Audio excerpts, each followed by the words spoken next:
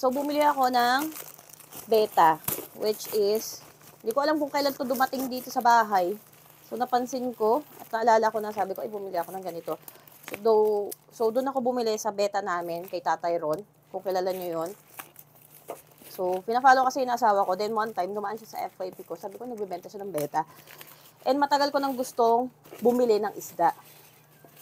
So, this is only 700. Meron na siyang kasamang fish and may kasama na rin siyang pagkain. So, sana naman buhay to kasi syempre dineliver siya. And as I remember is import. In-import pa nila kaya medyo matagal. So, yan siya. So, sana buhay. At buhay. So, yan siya guys. Ito yung ano niya. Oh my God, the other one patay na. Shit. Yung other one patay na.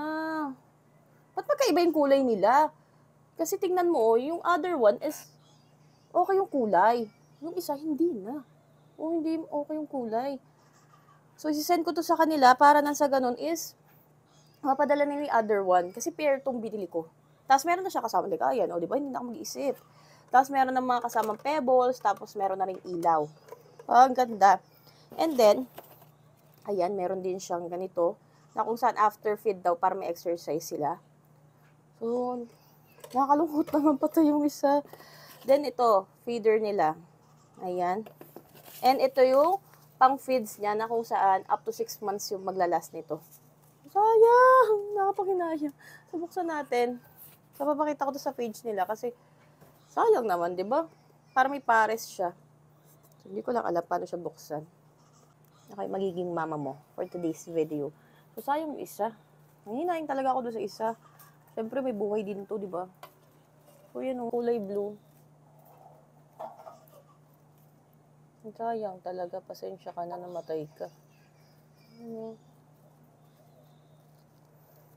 So, isi-send ko sa kanya to para nang sa ganon is mapalitan nila.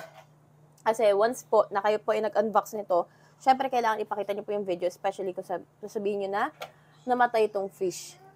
So, pwede nilang palitan like that. Maganda. So, if you're planning to buy ng pair lang, wala siyang mga like kulungan ganyan, so 350. So, 700, kompleto na. Kung sakaling kagaya ko kayo na mag-uumpisa pa lang on having beta. So, ang ganda rin kasi ng lagay na to kasi hindi nyo na kailangan pang tanggal-tanggalin pa kasi overflow nyo lang siya. Ayan o, para mapalitan yung water niya. And, ang water niya is, kailangan it's either mineral or kaya naman is yung mga nakatambak. So, yun. So, kailangan natin is mineral muna. Okay, may mineral. Buti na lang may mineral yung anak ko. So, ilalagay ko sa screen ang kanilang Facebook account or Facebook page if you wanted to buy beta. Ang dami magagandang kulay ng beta nila. So, ayan. Random yung makukuha yung color. So, if you wanted to have fish on your house, syempre, ang ganda noon. Gusto ko yung ganun talaga noon pa. Gusto ko mag-fish. So, pinayagan ako ng asawa ko. Kaya naman, tayo mag-uumpisa muna sa 2 pairs hanggang sa dumami na siya.